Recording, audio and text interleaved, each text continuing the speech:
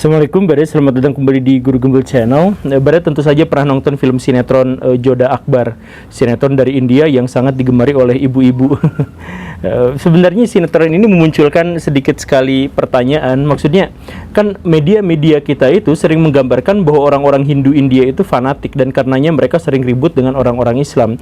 Tapi bagaimana ceritanya orang-orang Hindu di India malah membuat sebuah sinetron yang judulnya adalah Joda Akbar, yang kisahnya adalah kisah bucin antara seorang raja muslim dengan seorang putri Hindu yang kemudian mualaf menjadi seorang muslim. Kenapa orang-orang India yang katanya Hindu fanatik itu rela atau bersedia untuk membuat sinetron semacam ini? Ya tentu saja sinetron yang dimaksud itu juga banyak sekali cacat-cacat sejarahnya gitu ya.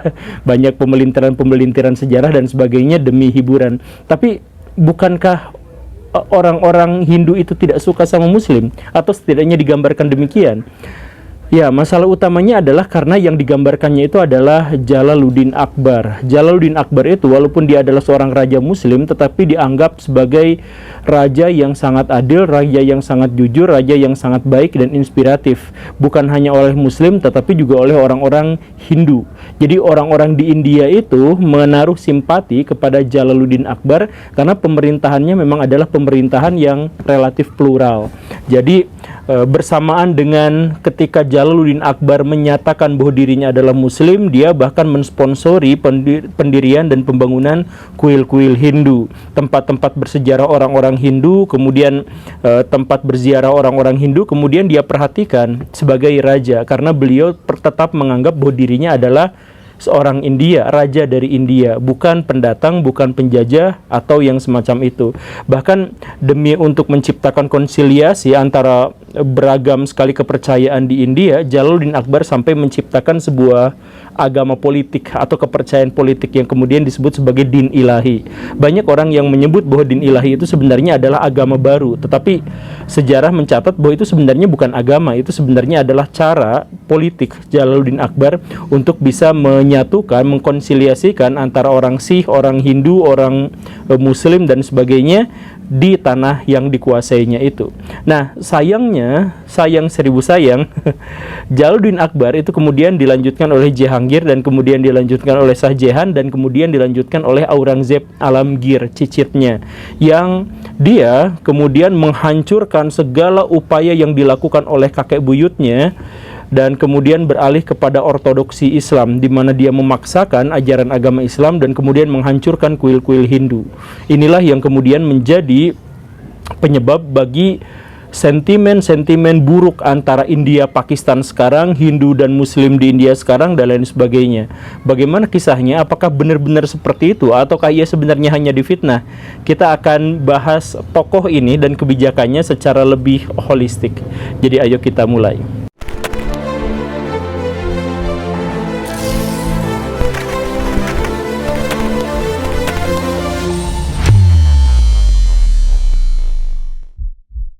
Sebenarnya agak sulit untuk menjelaskan bagaimana posisi Aurangzeb Alamgir dalam hal ideologi yang kita pahami hari ini.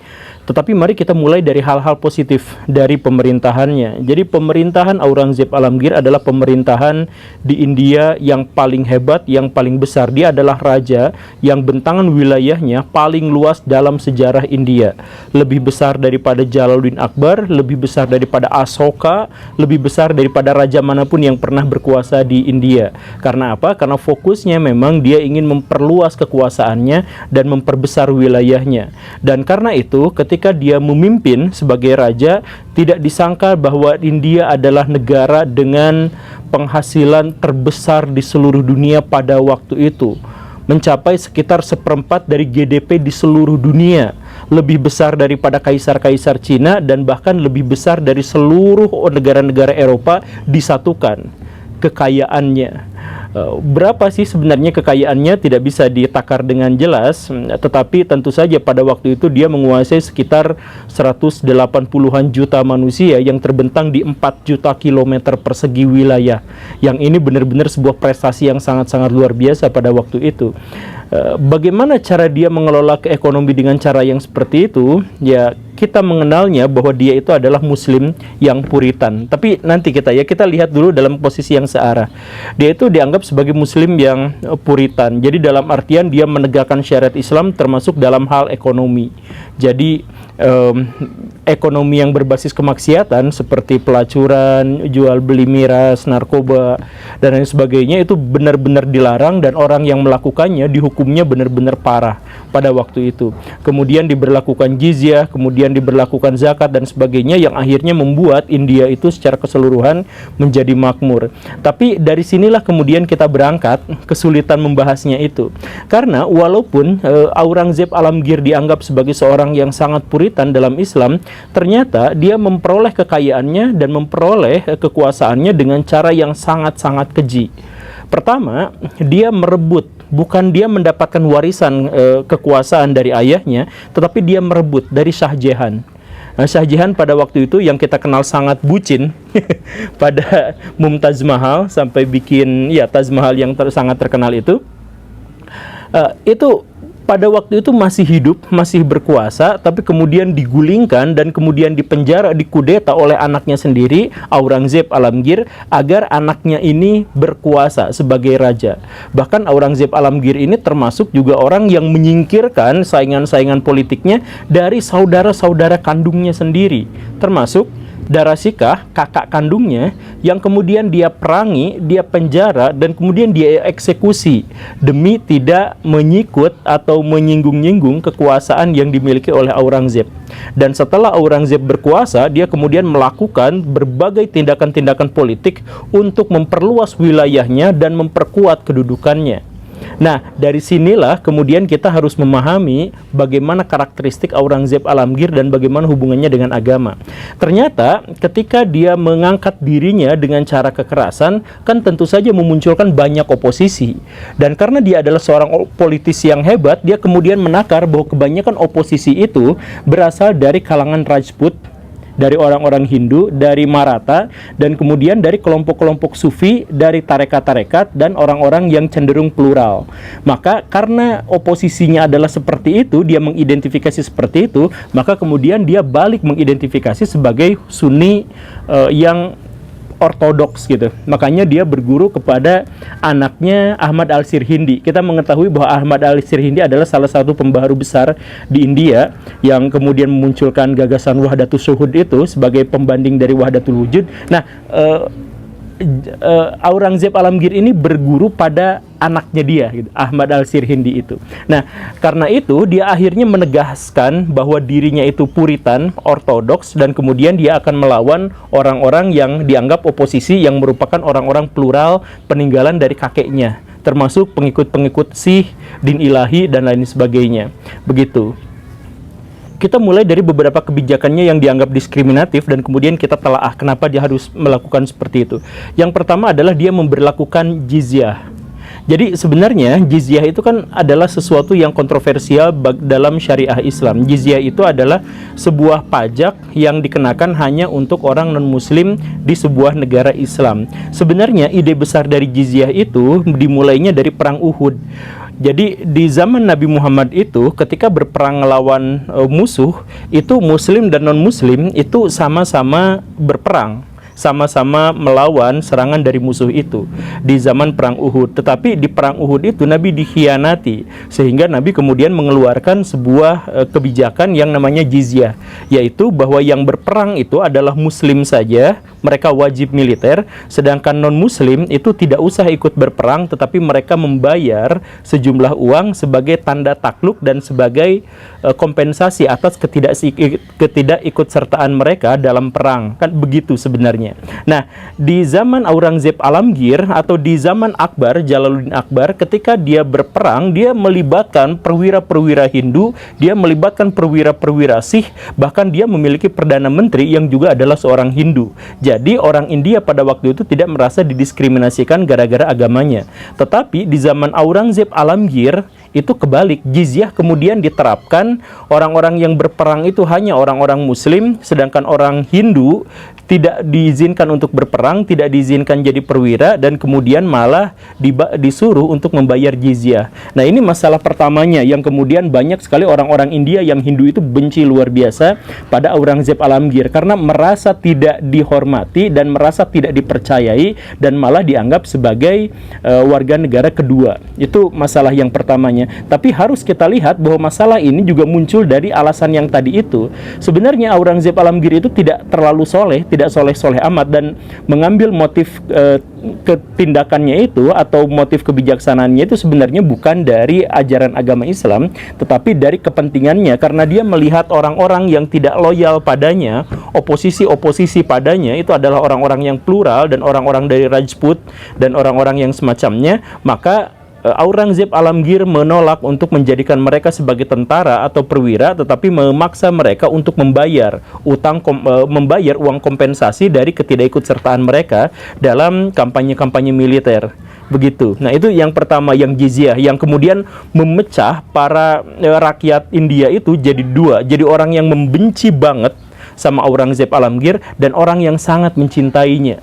Begitu. Itu yang pertama. Kemudian yang kedua, bahkan yang lebih kemudian dicatat oleh sejarawan-sejarawan India yang menyulut banyak sekali kebencian terhadap Aurangzeb Alamgir, itu adalah bahwa dia itu menghancurkan ratusan kuil, dan beberapa di antaranya kuil-kuil yang benar-benar dianggap sangat suci dan sangat sakral itu dihancurkan oleh Aurangzeb Alamgir. Nah, ini yang kemudian memunculkan sentimen bahwa dia itu adalah muslim yang taat dan kemudian berusaha untuk menghancurkan ajaran agama Hindu. Bahkan sebenarnya Aurangzeb Alamgir sendiri sering mengatakan bahwa saya menghancurkan kuil-kuil ini adalah demi agama saya, demi akidah saya, dan lain sebagainya. Satu hal yang kemudian jarang disadar oleh masyarakat umum tetapi disepakati oleh seluruh sejarawan itu adalah bahwa sebenarnya Aurangzeb Alamgir membangun jauh lebih banyak kuil Hindu, kuil Sikh, dan lain sebagainya daripada seluruh pendahulu-pendahulunya, termasuk Akbar yang dianggap sangat plural dan sangat liberal itu bikin kuilnya sebenarnya masih banyakkan Aurangzeb Alamgir. Tapi Aurangzeb Alamgir itu mengatakan bahwa saya menghancurkan kuil pesawat, saya menghancurkan kuil atas nama Allah, begitu. Nah, tapi ketika dia membangun kuil, dia nggak bilang-bilang. Nah, kenapa seperti itu? Karena kebijakan yang tadi itu, kebijakan politiknya itu. Jadi siapapun pemerintahan atau raja di Hindu yang menolak kekuasaannya atau yang menentangnya atau yang menjadi oposisinya atau berkonspirasi untuk menghancurkannya, itu kuil-kuil di wilayah kekuasaannya semuanya diratakan dengan tanah. Tapi raja-raja India yang Hindu, yang baik hati padanya, yang tunduk ikhlas patuh padanya, maka dibangunkan kuil untuknya, gitu. Nah, kuil yang dibangun jauh lebih banyak daripada kuil yang dihancurkannya. Tetapi gara-gara dia kemana-mana bahwa kami menghancurkan demi syariat Islam dan sebagainya, sambil menghancurkan secara demonstratif, sedangkan membangunnya itu diam-diam hanya untuk memberikan rasa suka kepada orang-orang India yang ada di situ, maka sampai sekarang kalau orang India ditanya tentang Aurangzeb Alamgir, maka orang India yang Hindu itu akan benar-benar benci luar biasa karena dianggap sang penghancur kuil, sang penghancur tempat ibadah orang-orang Hindu. Begitu. Silahkan Baraya tanya kepada orang India yang Hindu yang sampai sekarang salah satu alasan kenapa mereka benci pada Muslim atau tidak suka pada Pakistan atau dan sebagainya, hal-hal yang semacam itu adalah karena Aurangzeb Alamgir telah menghancurkan kuil-kuil paling suci yang mereka sakralkan. Begitu. Kemudian ada kebijakan-kebijakan Aurangzeb Alamgir yang lain, yaitu bahwa seperti yang disampaikan tadi, bahwa Aurangzeb mengangkat perwira-perwira dan pejabat-pejabat Hindu itu lebih banyak daripada Jalaluddin Akbar sebenarnya. Tetapi dia dilakukannya secara sembunyi-sembunyi dan perwira-perwira yang dimaksud itu dipaksa atau dibujuk supaya masuk Islam. Jadi perwira, kalau mau jadi perwira bebas siapapun, agamanya apapun. Tapi kalau sudah jadi perwira, itu terus-terusan didakwahi, diiming-imingi dengan harta kekayaan, diiming-imingi dengan pangkat jabatan yang naik dan sebagainya. Nah, kalau sudah mualaf baru dimanja. Nah, ini juga adalah sebuah kebijakan yang kontroversi. Tapi sekali lagi, ini sebenarnya adalah kebijakan politis agar agar Aurangzeb Alamgir itu benar-benar yakin bahwa yang dekat dengannya itu adalah orang-orang yang ada dalam satu frekuensi dengannya, dan satu frekuensi dengannya itu harus dilabeli dengan sebuah identitas bahwa dia itu adalah Islam yang puritan gitu. Kalau misalkan Islam yang masih setengah-setengah atau yang bercampur dengan apa dan sebagainya, itu dia hancurkan, dia perangi begitu. Atau kalaupun dia jadi perwira, dia bikin konspirasi agar dia tidak naik pangkat atau selamanya dia malah terbunuh dalam peperangan gitu dan lain sebagainya. Begini. Nah, ya, tapi dengan berbagai kebijakan itu, kalau misalkan Baraya ketik Aurangzeb Alamgir tapi misalkan dari Wikipedia Hindu gitu ya dan sebagainya, itu benar-benar dibenci orang ini tuh. Begitu. Jadi betapapun dia adalah raja India dengan bentangan wilayah paling kuat, paling luas di dunia dalam sejarah, tetapi orang yang membencinya itu sama kuatnya dengan orang yang mencintainya. Sekarang kalau misalkan Baraya melihat India modern, kenapa sih India dan Pakistan berpisah? Itu India, Bangladesh, Pakistan itu kan satu negara, budayanya sama, apa-apanya sama gitu. Tapi mereka terpisah itu gara-gara Hindu dan Muslim. Kenapa Hindu dan Muslim? Kenapa agama ini malah memecah belah itu? Ya, gara-garanya diantaranya adalah Aurangzeb Alamgir. Gara-gara dia itu kemudian menciptakan segregasi dalam masyarakat, sehingga masyarakat benar-benar terpecah belah begitu pada waktu itu secara identitas begitu. Kalau misalkan Baraya ngelihat sekarang, kenapa sih Hindu dan Muslim sedikit sensitif sekali di India sekarang ya, sering terjadi kerusuhan, sering terjadi pembantaian, maka Baraya akan kalau misalkan Baraya melihat, Baraya akan tahu bahwa nama Aurangzeb Alamgir selalu dibawa-bawa dalam konflik antara Muslim versus Hindu di India, atau Pakistan versus India di zaman sekarang. Cek saja kalau tidak percaya. Oke, Baraya, itu saja ya. Semoga dipahami, dan ini juga harus kita jadikan bahan pelajaran bahwa kalau misalkan dimensi-dimensi politik itu pesawat lagi. Kalau dimensi-dimensi agama itu menjadi alat pembenar bagi kepentingan-kepentingan politik, maka kebencian yang muncul itu mungkin kebencian antar generasi, kebencian yang sangat besar dan lain sebagainya. Semoga kita bisa mengambil pelajaran darinya. Terima kasih karena sudah menyimak. Saya Guru Gembul. Assalamualaikum warahmatullahi wabarakatuh.